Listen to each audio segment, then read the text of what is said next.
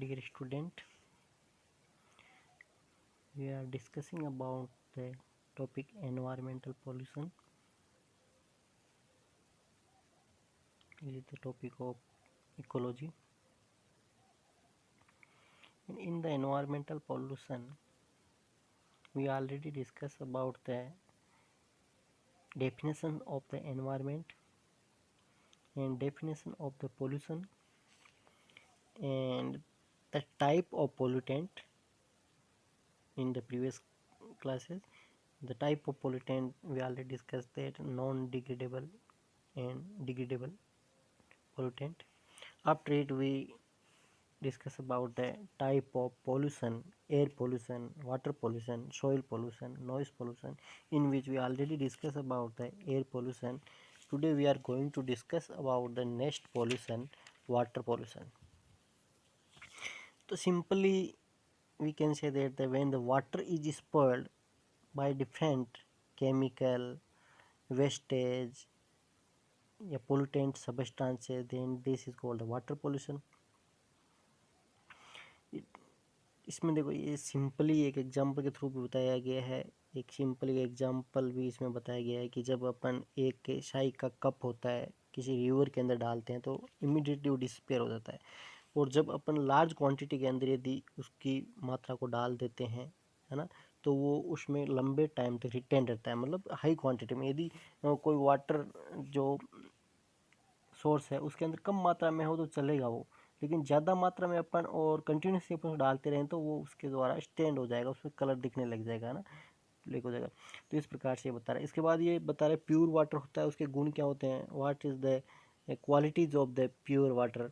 Pure water pure water होता है, clean होता है, विदाउट एनी स्मेल के होता है, उसकी पीएच कितनी होती है 7 टू 8.5 पीएच होती है। मतलब प्योर वाटर की निशानी है, प्योर जो वाटर होता है उसकी निशानी क्या होता है, प्योर वाटर क्लीन होता है ना, और without any smell, without any taste, and pH should be 7 to 8.5।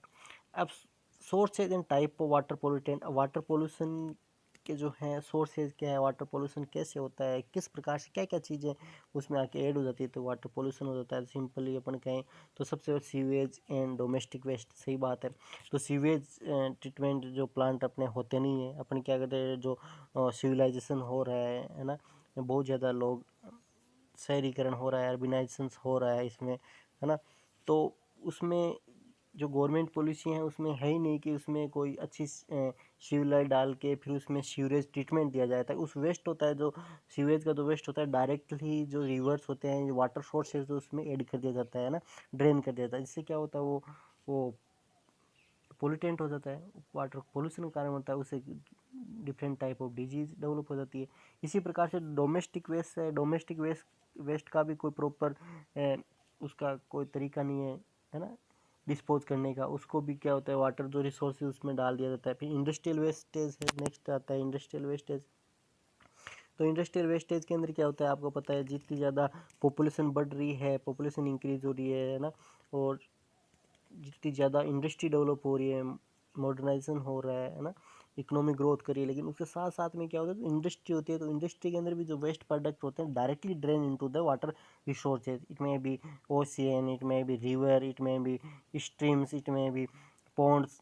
तो इसमें डायरेक्टली ये क्या ड्रेन कर देते हैं, जो भी उसका वेस्टेज होता है उसको डायरेक्टली ड्रेन करते हैं। इससे क्या होता है जिसके अंदर जो वाटर सोर्सेज है उनके अंदर कोई लिविंग ऑर्गेनिज्म भी है वो भी मर जाते हैं।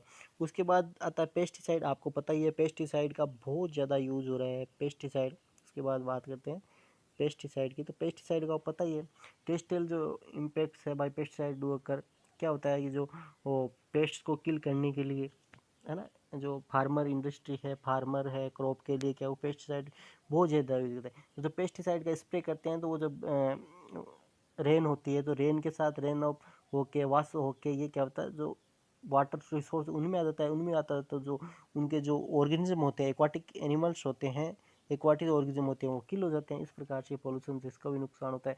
फर्टिलाइजर की बात करें तो fertiliser and animal manure which are both rich in nitrogen phosphorus are the primary source of nutrient pollution from the agriculture sources ना। तो फर्टिलाइजर है, चाहे फर्टिलाइजर किसी भी फॉर्म में हो, चाहे अपन केमिकल फर्टिलाइजर की बात करें और एनिमल मैन्योर की बात करें, दोनों क्या नाइट्रोजन फॉस्फेट से रिच होते हैं और ये क्या करते हैं, दोनों के दोनों ही वाश आउट होके कहाँ पे, इसमें रिसोर्सेज में आते हैं। और एग्रीकल्चर जो सोर्स है उसके मुख्य है, लेकिन इन पोल्यूशन भी करते हैं। एक्सेसिव इनकी जब मात्रा बढ़ जाती है, ये एक्सेसिव मात्रा हो जाती है, phosphorus was readily water leaches into the ground water, तो ये क्या होता है, नुकसान पहुंच जाती है। फिर आता है ऑयल पोल्यूशन। आपको पता है जो ऑयल इंडस्ट्रीज होती है ना, पेट्रोलियम इंडस्ट्री में हाइड्रोकार्बन्स होते हैं, वो क्या होते हैं, स्प्रेड आउट हो जाते हैं on the surface of the water. तो उससे क्या होता है, तो जिससे क्या होता है, जो अंदर जो लिविंग ऑर्गेनिज्म रहते हैं, अंदर जो लिविंग ऑर्गेनिज्म है, चाहे एक्वाटिक एनिमल्स है, उनको ऑक्सीजन सप्लाई कट हो जाती है। ऑक्सीजन सप्लाई कट होते मर जाएंगे तो उनसे भी ज़्यादा पोल्यूशन हो जाएगा, उनसे सड़न से, बदबू से, स्मेल होगी उनसे, तो उससे भी क्या हो जाएगी कि वो एक तरह से ज़्यादा पोल्यूशन हो जाएगा। फिर थर्मल पोल्यूशन। थर्मल पोल्यूशन का मतलब क्या होता है कि जो प्लांट्स होते हैं, जो इंडस्ट्रीज होते हैं, उनके अंदर क्या बॉयलर होते हैं, और बॉयलर को क्या कूल करने के लिए बॉयलर होता है, जो बॉयलर की जो डक्टिंग होती है, डक्टिंग को फिर वापस कूलिंग करने के लिए क्या होता है, वाटर रन ऑफ होता है, और वो उस वाटर रन ऑफ जो गर्म होके बाहर निकलता है प्लांट से, उसको गर्म या हीट वाटर को डायरेक्टली ड्रेन कर दिया जाता है किसके अंदर, जो वाटर रिसोर्सेज है उनके अंदर। उससे क्या होता है, जो वाटर रिसोर्सेज है उसका टेम्परेचर बढ़ जाएगा, टेम्परेचर बढ़ जाएगा तो उसके अंदर जो लिविंग ऑर्गेनिज्म है वो इफेक्ट होंगे। इसके बाद आता है इसके अंदर harmful effect of the water pollution. इसके हार्मफुल इफेक्ट क्या है वाटर पोल्यूशन का, आपको सब पता है, पोल्यूशन है तो इसका हार्मफुल इफेक्ट होगा, health aspect of water quality. तो जब आप कंज्यूम करेंगे, पोल्यूटेड वाटर को कंज्यूम करेंगे, तो इससे क्या होगी, अपनी हेल्थ इफेक्ट होगी और डिफरेंट टाइप ऑफ डिजीज हो जाएगी, जैसे cholera, typhoid, dysentery, diarrhoea, tuberculosis, jaundice etcetera. और about 80% of stomach disease in India cause by polluted water. ना bathing with the polluted water can also call Weil disease, ना Weil disease है, schistosome disease है, ये सारी disease इसमें हो जाएगी। ये दोनों ही बैक्टीरिया जनित डिजीज है, disease cause by the bacteria, Weil disease and schistosome disease. Weil disease के अंदर जो वाइटल्स ऑर्गन्स होते हैं ये इफेक्टेड होते हैं ड्यू टू बैक्टीरिया, एंड साइटोसोम है also bacterial disease. Effect of organic pollution of water quantity.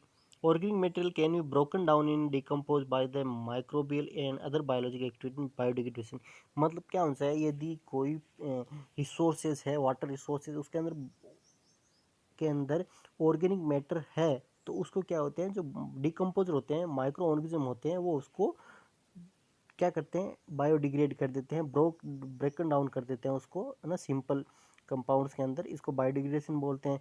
तो इससे क्या होता है, लेकिन उसको काम करने के लिए क्या चाहिए, उनको बीओडी चाहिए, बायोलॉजिकल ऑक्सीजन की डिमांड चाहिए उनको, ये काम करने के लिए क्या चाहिए, बीओडी चाहिए, है ना, उनको ये जो ब्रेक डाउन करने के लिए बीओडी चाहिए। लेकिन जब पोल्यूटेंट हो जाएगा, पोल्यूशन हो जाएगा, तो बीओडी बायोलॉजिकल जो ऑक्सीजन होगी किसके अंदर, जो वाटर रिसोर्स उसके अंदर कम हो जाएगी, जिससे वो उसको डिग्रेड नहीं कर पाएंगे, इसलिए पोल्यूशन की मात्रा ज़्यादा से ज़्यादा बढ़ती रहेगी। Effect of nutrient on water quality, है ना, water support aquatic life because of the presence of nutrient, there is a primary focus of fertilizing chemicals such as nitrate and phosphate, all thought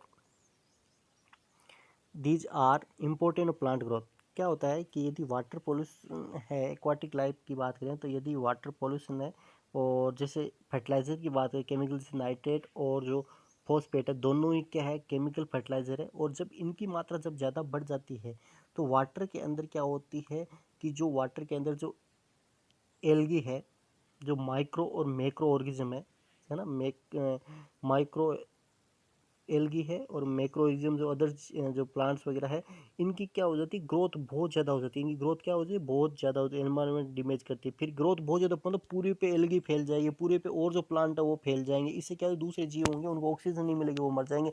इसको eutrophication बोलते हैं, याद रखना, है ना, over growth of the plants in the over growth of the plants in the water resources ना, इससे क्या हो जाएगा, और ज़्यादा न्यूट्रिशन से क्या हो जाएगी, इनकी ग्रोथ ज़्यादा हो जाएगी, इसको यूट्रोफिकेशन बोलते हैं। नेक्स्ट पॉइंट आता है, जो फोर्थ पॉइंट है, effect of high dissolve solid TDS. TDS क्या होती है, टीडीएस का मतलब क्या होता है, जो इसके अंदर सॉलिड डिजोल्व है ना, जो टोटल डिजोल्व सॉलिड है उसको टीडीएस बोलते हैं। तो उसकी एक लिमिट होती है, यदि उस लिमिट से ज़्यादा हो जाता है टीडीएस, मतलब वाटर के अंदर जो सॉलिड है उसकी मात्रा ज़्यादा, सॉलिड सब्सटेंसेस है जो डिजोल्व सॉलिड सब्सटेंस की मात्रा ज़्यादा हो जाती है, तो it's harmful for the organism, है ना। तो इसमें ये बताया गया है in general water with the total distil जो salt dissolve less than 500 mg प्रति litre and most of suitable for drinking purpose. ये जो यदि क्वांटिटी है वाटर के अंदर, तो ये टीडीएस की मात्रा ये है। ये टीडीएस को इसको मेजर करने की मशीन भी आती है, उसमें अपन टीडीएस को माप सकते हैं। तो टीडीएस की मात्रा जो होती है ड्रिंकिंग वाटर के अंदर जो 500 mg प्रति लीटर या इससे कम होनी चाहिए, लेस देन इससे कम होनी, तभी ये पानी पीने योग्य होता है, नहीं तो ये हार्मफुल होगा क्योंकि इसकी फ्लोराइड की मात्रा ज़्यादा होगी, अदर सब्सटेंस ज़्यादा होगी, तो उससे फ्लोरोसिस वगैरह दूसरी डिजीज भी इसमें डेवलप हो सकती है। इसके बाद effect of toxic pollutant on water quality. अब टॉक्सिक जो मेटल्स है, मैंगनीज है, जेड है, कॉपर है, लेड है, ये टॉक्सिक जो मेटल्स है ये वाटर पोल्यूशन को इफेक्ट करती है। इससे क्या होता है, जो उसके अंदर जो प्लेक्टॉन्स हो, चाहे कोई प्लांट्स हो, चाहे उसके अंदर कोई जीव हो, उन सब को की फिजियोलॉजिकल एक्टिविटी होती है, फंक्शन होता है बॉडी का, वो सारे के सारे इफेक्ट होते हैं। और टॉक्सिक इफेक्ट इकोसिस्टम होता है, जो एक्वाटिक इकोसिस्टम होता है, वो इफेक्ट होता है और ह्यूमन हेल्थ पे भी इसका इफेक्ट पड़ता है। इसके बाद आता है इफेक्ट ऑफ थर्मल डिस्चार्ज और वाटर क्वालिटी। थर्मल डिस्चार्ज का मतलब वही है ना, the discharge of cooling water from the industrial and com operation generally heat up the aquatic environment, है ना। तो इसमें क्या कह रहा है, जो थर्मल डिस्चार्ज मतलब जो गर्म पानी है ना, discharge of cooling water from the industrial and commercial operational heat up the thermal, या कूलिंग नहीं आएगा यहाँ पे, हीट वाटर आएगा, है ना। हीट वाटर जो गर्म पानी होगा वही डिस्चार्ज होगा, तभी थर्मल इफेक्ट प्रोड्यूस होगा ना, तभी थर्मल। तो उससे क्या हो जाएगा, वो जीव मर जाते हैं, है ना। गर्म उसका जो पॉन्ड होगा, जो रिस वाटर है उसका टेम्परेचर बढ़ जाता है, टेम्परेचर बढ़ जाता है तो क्या हो जाएगा, वो जो सर्वाइव नहीं कर पाएंगे। इसके बाद है अदर्स डिजीज कौन सी है, बहुत इंपॉर्टेंट है, कई बार पूछ गए नीट के अंदर, याद रखना किसकी वजह से होती है। मिनामाटा जो रोग डिजीज है, नर्व डिजीज है, इसके अंदर लेग, लिप्स, टंग बिकम नमनेस, मतलब क्या होता है, इनमें सुन आ जाती है, ये मरकरी की वजह से होती है। जो मिनामाटा एम से एम याद रखना, मरकरी की वजह से होती है। दूसरा आता है muscles and nerve disease due to glass and silica की वजह से मसल्स और नर्व डिजीज होती है। Bone and teeth disease due to bone and teeth disease, नोकनी सिंड्रोम बोलते हैं इसको, है ना। ये किसकी वजह, फ्लोराइड की वजह से होती है। यहाँ पे फ्लोराइड है,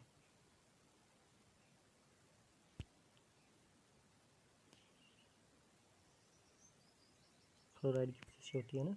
नोकनी जो सिंड्रोम होता है किसकी वजह से, ज़्यादा मात्रा में फ्लोराइड होता है तब होता है ना। यहाँ पे bone and teeth due to ये ग्लोवाइड फ्लोराइड है, नोकनी सिंड्रोम बोलते हैं। इसके अंदर क्या होते हैं, जो पैर होते हैं घुटनों से इस प्रकार टेढ़े हो जाते हैं, यहाँ से इस प्रकार से, इस प्रकार से टेढ़े हो जाएंगे, है ना, बाहर की तरफ निकल जाएंगे, यहाँ से पैर ऐसे मुड़ जाएंगे, ठीक है। इसके बाद आता है बहुत इंपॉर्टेंट है आउच आउच और इटाई इटाई डिजीज, ये कैडमियम की वजह से होती है। यदि कैडमियम की मात्रा ज़्यादा हो जाती है, ये आउच आउच और इटाई डिजीज है, ये जापानी उनमें होती थी। ये आउच आउच क्यों बोलते हैं, कि इसकी ओस्टियोमलेसिया होती है, हड्डियाँ कमज़ोर हो जाती है इसमें, तो बहुत ज़्यादा पेन होता है, इसलिए आउच आउच पेशेंट होता है आउ आउ करता रहता है, इसलिए आउच आउच या इटाई इटाई डिजीज भी इसको बोलते हैं। इसके बाद कंट्रोल ऑफ वाटर पोल्यूशन की बात करें अपन, कि भाई अब इसको कंट्रोल कैसे करेंगे, पॉल्यूशन है तो उसको कंट्रोल कैसे किया जाए, आपको पता है ये सब। तो इसमें है कि जितनी भी कुकिंग जो मटेरियल है, घर का जो मटेरियल है, उसको अपन जार यूज किया जाए, है ना, और सिंक के नीचे, ताकि उस कलेक्ट कर ले और उसको कलेक्ट कर डिस्कार्ड सॉलिड वेस्ट में करे, डायरेक्ट उस नाली में ना डालें। Do not dispose household chemical cleaning agent do down in the sink toilet, है ना। जो हाउस होल्ड केमिकल्स है और जो क्लीनिंग एजेंट है उनको अपने सिंक के अंदर नहीं डालना चाहिए। Do not flush pills liquid और powder medication drug in the toilet, toilet के अंदर नहीं डालने चाहिए। इससे क्या होता है, जो माइक्रो ऑर्गेनिज्म होते हैं जो अंदर, वो मर जाते हैं ना, जो बायोडिग्रेडेबल करने वाले जो माइक्रो ऑर्गेनिज्म होते हैं ना, वो मर जाते हैं। Avoid using the garbage disposal, घर के अंदर जो डिस्पोजल का यूज़ करना चाहिए, और उसके अंदर सॉलिड वेस्ट है, लिक्विड वेस्ट है, उनको अलग अलग करते रहना चाहिए, और वेजिटेबल स्क्रैप्स उनको अलग करना चाहिए, उनको बाहर डालना चाहिए ताकि पशु खा ले ना, एनिमल्स, दूसरे जो एनिमल्स ऐसे खा ले उनको। इंस्टॉल वाटर एफिशिएंट टॉयलेट को इंस्टॉल करना चाहिए ताकि वाटर का जो कम से कम लॉस हो, है ना। रन ऑफ डिश वाटर और cloth water only when U a full load, है ना। डिश वाशर और क्लॉथ वाशर होता है only when you load and this convert electricity in water, है ना। तो ये कह रहा है, जो अपन को ज़्यादा ज़रूरत होती है तभी अपन को जो क्लॉथ वाशर जो मशीनें वगैरह उनका यूज़ करना चाहिए, ताकि वाटर ज़्यादा लॉस ना हो। यूज जो minimum amount of detergent and bleach when washing cloth, कम मात्रा में साबुन और डिटर्जेंट का जो पाउडर है उसका यूज़ करना, ताकि अपन ज़्यादा यूज़ करेंगे तो वो नाली में बह के जाएगा और उनको माइक्रो ऑर्गेनिज्म को किल कर देगा। Minimum the use of pesticide, herbicide and fertiliser, इनका खेतों के अंदर कम यूज़ करना चाहिए। इनकी जगह क्या चाहिए, बायो फर्टिलाइजर का यूज़ करना चाहिए। Do not dispose the chemical, motor oils, other automatic fluids into the sanitary ware और storm system, both them are end of the river, है ना। इनको सबको रिवर्स के अंदर नहीं छोड़ना चाहिए।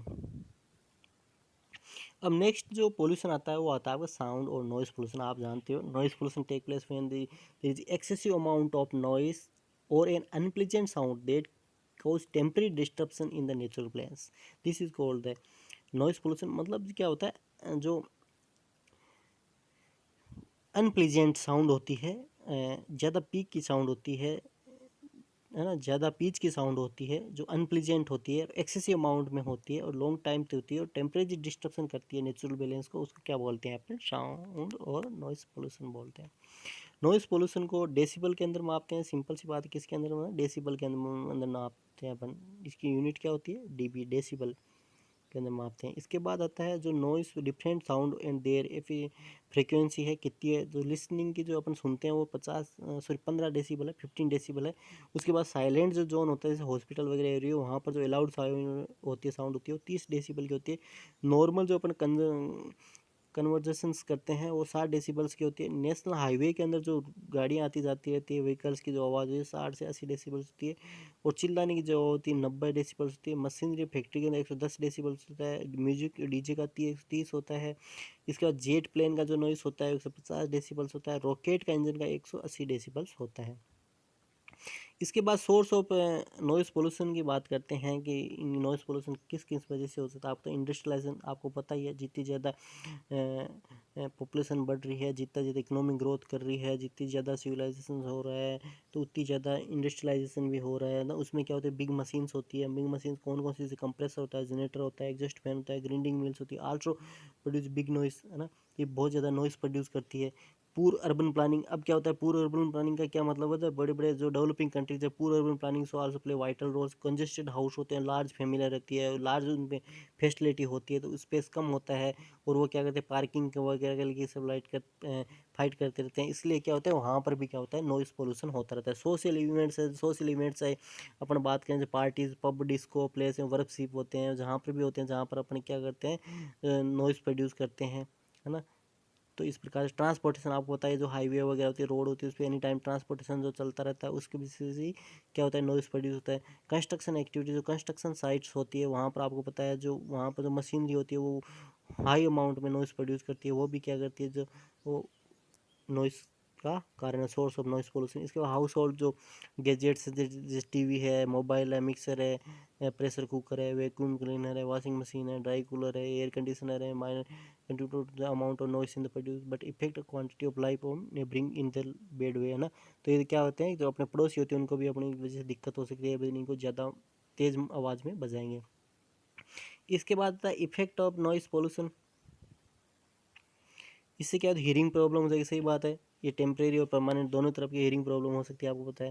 इसके बाद हेल्थ इशू है, इसे एक्सेसिव नॉइस से वर्किंग प्लेस में, office, construction site, bar, in out homes can influence physiological health की वजह से आदमी चिड़चिड़ा, इरिटेबल हो जाएगा, स्लीपर डिसऑर्डर होगा, चिड़चिड़ा होगा, बीपी बढ़ेगी, उसको नींद नहीं आएगी, स्लीपिंग डिसऑर्डर हो जाएगा, अनकम्फर्ट सिचुएशन हो जाएगी, कार्डियोवैस्कुलर डिजीज हो जाएगी, क्योंकि इरिटेशन होगा, ज़्यादा नॉइस से, ज़्यादा नॉइस पोल्यूशन इरिटेशन होगा ना, ज़्यादा नॉइस पोल्यूशन ब्लड प्रेशर बढ़ेगा, ब्लड प्रेशर क्या हो सकता है, हार्ट या कार्डियोस्कुलर डिजीज़ भी इसमें हो सकती है।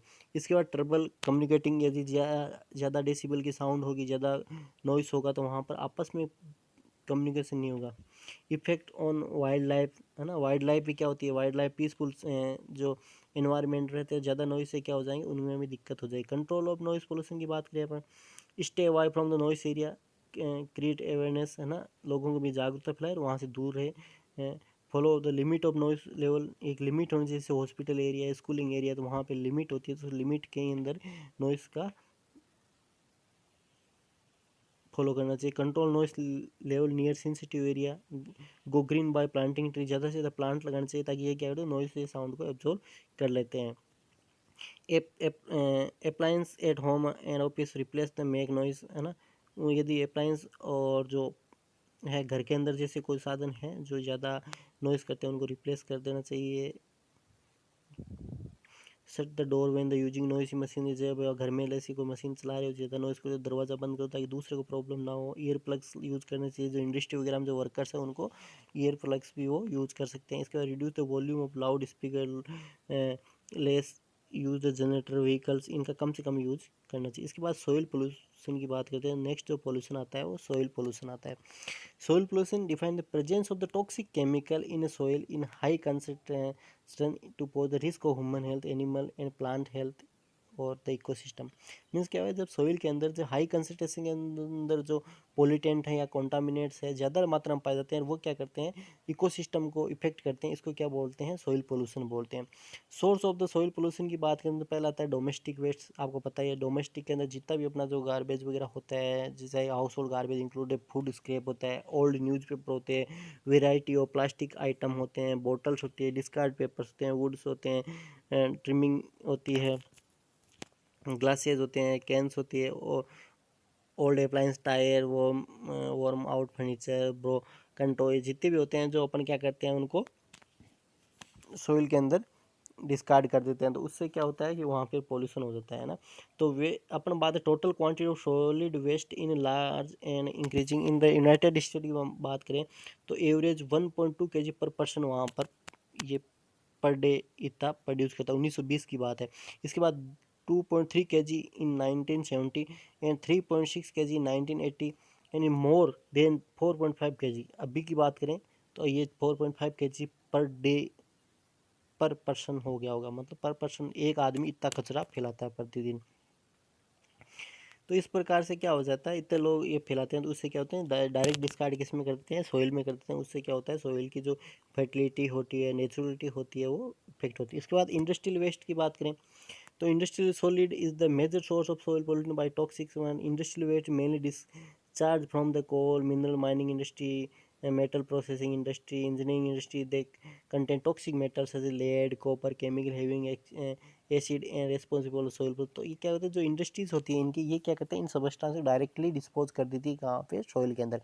उससे क्या होता है ये डिग्रेडेबल तो होते नहीं है, non degradable substance long time तक परसिस्ट रहते हैं। उससे क्या होता है ये सोइल की फर्टिलिटी को, सोइल की नेचुरलिटी को इफेक्ट करते हैं। It has been reported about 50% of raw material ultimately become waste product in industry and about 15% of it are toxic. यदि 50% जो प्रोड्यूस होता है उसमें 15% जो वेस्ट है वो टॉक्सिक होता है ना।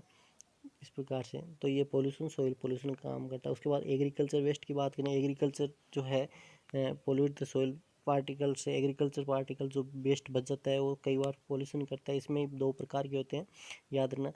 ये वो बोल रहा है कि according to estimate agriculture activity produce more than 1.8 billion tonne of waste each year. Number of people will advantage of this waste by converting this waste into manure. लेकिन इतना वेस्ट प्रोड्यूस होता है लेकिन कुछ लोग होते हैं इसका फ़ायदा भी उठा लेते हैं, है ना, कि उसको वेस्ट को किस में कन्वर्ट कर देते हैं, मेन्यूर के अंदर, खाद के अंदर कन्वर्ट कर देते हैं। इसके बाद ये होता है कि जो ये वेस्ट होता है ये भी दो प्रकार का होता है। बायोडिग्रेडेबल होता है, जैसे अपन मेन्यूर की बात करें बायोडिग्रेडेबल होता है, जो इसको अपन बायो ऑर्गेनिज्म के द्वारा ये डिग्रेड हो सकता है। और नॉन बायोडिग्रेडेबल जिससे अपन बात कर देते हैं जो पेस्टिसाइड वगैरह, डीडीटी वगैरह है ना, फर्टिलाइजर वगैरह, नॉन बायोडिग्रेडेबल सब्सटेंसेस होते हैं, जो प्लास्टिक वगैरह है, तो ये लॉन्ग टाइम परसिस्ट रहती है और पोल्यूशन का कारण बनती है। इसके बाद प्लास्टिक वेस्ट की बात करते हैं, है ना। As world population continues grow does the amount of the garbage of people produce on the go life style require easily dispose product such as soda cans, water bottle, but the accumulation of these products lead to increase the amount of plastic pollution around the world। मतलब क्या होता है जिनकी इनकी ज़्यादा मात्रा बढ़ जाती है प्लास्टिक का, जैसे बहुत ज़्यादा एक्यूमुलेशन हो जाता है। बहुत ज़्यादा लोग करें आजकल अपन सब्जी जाते हैं, सब्जी लेके आते हैं तो थैले लेके आते हैं, उसको फिर डायरेक्टली अपन डिस्पोज कहाँ कर देते हैं, डायरेक्टली डिस्कार्ड कहाँ कर देते हैं, उसको सोइल के अंदर कर देते हैं। सोइल के अंदर कि वो लॉन्ग टाइम परसिस्ट डिग्रेडेबल तो होती नहीं है, नॉन डिग्रेडेबल होती है, इसलिए वो पोल्यूशन का कारण बनती है। इसके बाद इफेक्ट ऑफ सॉइल पोल्यूशन की बात करें तो इफेक्ट ऑफ सॉइल पोल्यूशन क्या हो सकता है, देखो। Effect on plant growth, simple सी बात है, प्लांट की ग्रोथ पे इफेक्ट होगा, है ना। इफेक्ट क्योंकि कॉन्टामिनेट सॉइल हो जाएगी, उससे क्या डायरेक्टली इनडायरेक्टली दोनों तरफ से ही वो इफेक्ट होगा। यदि chemistry of the soil changes the radically in the short period of time, fungi and bacteria found in soil that bind together begin to decline, उनकी मात्रा कम हो जाएगी। The fertility of soil diminish, मतलब कम हो जाएगी। फर्टिलिटी सिंपल सी बात है, यदि पोल्यूटेंट सब्सटेंस की मात्रा ज़्यादा बढ़ रही है तो जो फर्टिलिटी होगी वो कम हो जाएगी।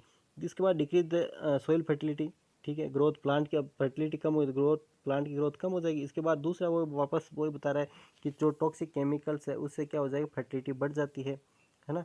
उससे क्या हो जाएगी, जो उत्पादन है, प्रोडक्शन है, वो कम हो जाएगा। और साथ साथ में कई बार ज़्यादा कॉन्टेमिनेशन केमिकल, जो पॉइजनस केमिकल्स है, उनके कॉन्टामिनेशन से क्या हो जाता है कि सीरियस हेल्थ प्रॉब्लम भी जो कंज्यूमर है उसको हो सकती है। चेंज द सॉइल स्ट्रक्चर, है ना, the death in many soil organism earthworm in the soil lead to alteration in the soil structure. जैसे सॉइल स्ट्रक्चर चेंज होगी पॉल्यूशन की वजह से, क्या हो जाए, अर्थवर्म वगैरह वो भी कम हो जाएंगे।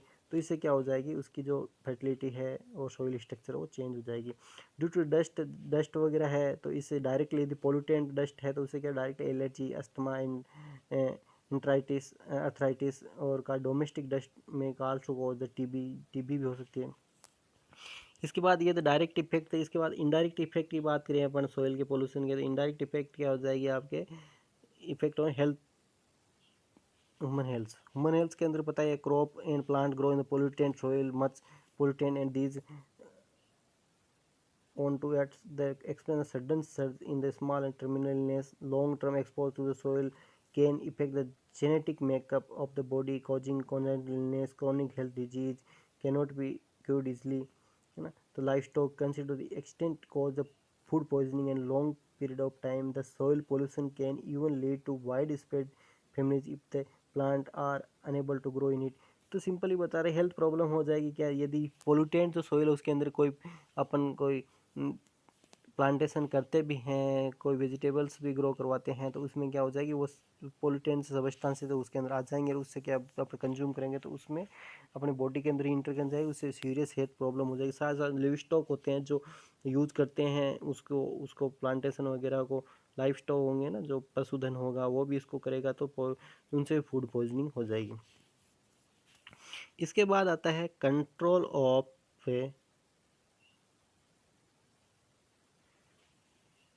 Soil pollution, reducing chemical and fertiliser, है ना। केमिकल जो फर्टिलाइजर, उनका केमिकल्स का और फर्टिलाइजर का कम से कम यूज़ करना चाहिए, और पेस्टिसाइड में कम यूज़ करना चाहिए। इनकी जगह बायो पेस्टिसाइड और बायो फर्टिलाइजर का यूज़ करना चाहिए। Recycling another way to reduce the control of soil and other land pollution. Recycling paper, plastic, मतलब रिसाइकल, प्लास्टिक है तो उसको अपने थ्रो अप ना करके उसके रिसाइकिल करें ताकि वो पोल्यूशन का कारण ना बने। रिमेडिशन ऑफ पोल्यूटेंट सोइल, जो पोल्यूटेंट सोइल है उसका वापस उपचार करना चाहिए। Prevention of erosion and silting, erosion को बचाना चाहिए, पट कटाव हो तो इसलिए इरोजन को बचा, प्लांटेशन ज़्यादा से ज़्यादा करना चाहिए। रीयूजिंग ऑफ मटेरियल है तो उसको वापस यूज़ करना चाहिए उसको, ताकि पोल्यूशन का कारण ना बने। उसके बाद create dumping ground avoid from the resident colonies, है ना, रेजिडेंट कॉलोनी उसके बाहर डंपिंग एरिया बनाना चाहिए ताकि वहाँ पे वेस्ट को डिस्पोज कर सके। डिफॉरेस्टेशन करना चाहिए, है ना, deforestation the cutting down of tree cause the erosion, है ना। डिफॉरेस्टेशन है, डिफॉरेस्टेशन मतलब जंगलों कटाई की जाती है तो इससे क्या होता है, इरोजन होता है, तो फर्टिलिटी होती है वो भी लॉस होती है। तो प्लांटिंग और डिफॉरेस्टेशन करना चाहिए ज़्यादा से ज़्यादा ताकि वो अपने इसको बचा सकें। उसके बाद है nuclear pollution and disposal nuclear waste. तो न्यूक्लियर पोल्यूशन का मतलब होता है undesired effect cause by environment due to radioactive substance और radiation is called the nuclear pollution. मतलब रेडियो एक्टिव सब्सटेंसेस जब एक्सपोज हो जाते हैं, रेडियो एक्टिव सब्सटेंसेस जब एनवायरनमेंट के अंदर इन्वॉल्व हो जाते हैं और एक्सेसिव मात्रा में हो जाते हैं, अनडिजायरेबल इफेक्ट प्रोड्यूस करते हैं, तो उसको क्या बोलेंगे अपन, न्यूक्लियर पोल्यूशन बोलेंगे, है ना। Major source of nuclear power plant होते हैं आपको रेडियो एक्टिव सब्सटेंस, जैसे आपने बात की यूरेनियम है, प्लूटोनियम है, ये सारे रेडियो एक्टिव सब्सटेंसेस जब ये लीक आउट हो जाते हैं, और ये क्या होते हैं, ये आपको पता है न्यूक्लियर सब्सटेंसेस हैं, और ये बहुत ज़्यादा एनर्जी प्रोड्यूस करते हैं जब ये डिवाइड होते हैं। तो the effect of most of all the farm are surrounding environment, इससे क्या हो, सबके ऊपर ही प्रभाव पड़ेगा।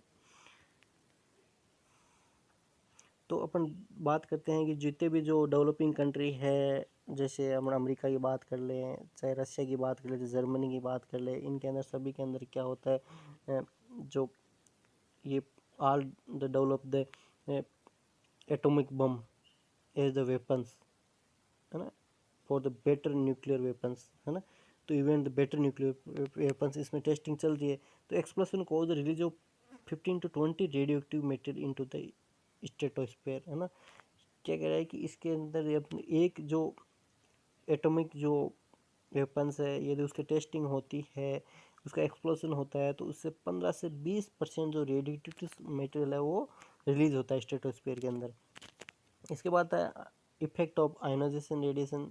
तो इफेक्ट ऑफ आयोनाइजेशन रेडिएशन की बात करें तो जो रेडिएशन है रिसीव्ड और absorb dose which express in unit called grey के अंदर करते हैं, है ना। जो ये क्या होते हैं, जो रेडिएशन होती है आपको पता ही है, जो अल्ट्रावायलेट रेडिएशन हो, यूवी रेडिएशन जो सनलाइट से आती है, उससे क्या होती है, डायरेक्ट एक्सपोज होते हैं अपन, क्योंकि आपको पता है ओजोन डिप्लीटेशन हो रहा है ना, हार्मफुल गैसों की वजह से, जो क्लोरोफ्लोरोकार्बन अपन पढ़ के आए हैं, CFC, है ना, फ्लोरीन है जो फ्रिजिर और AC के अंदर यूज़ की जाती है, उसकी वजह से ओजोन डिप्लीटेशन, और ओजोन डिप्लीटेशन जो UV रेडिएशन वगैरह जो हार्मफुल रेडिएशन है, अल्फा बीटा गामा जो भी रेडिएशन है वो डायरेक्ट एक्सपोज हो रही है, और एक्सपोज होती है तो इससे क्या होता है, ये बहुत ज़्यादा डैमेज करती है टिश्यू को, जैसे thyroid, liver, spleen, eye organ are affected depending on the exposure. मतलब ज़्यादा एक्सपोज होगा उतनी ज़्यादा इसी इफेक्ट होगा। यदि लंबे टाइम तक एक्सपोज होता है, जेनेटिक प्रॉब्लम भी इसमें हो सकती है।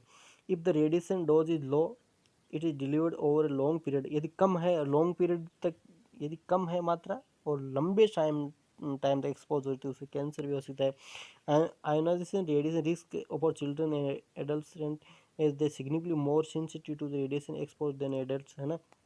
बच्चों को ज़्यादा सेंसिटिव होती है, इसमें ज़्यादा नुकसान होता है।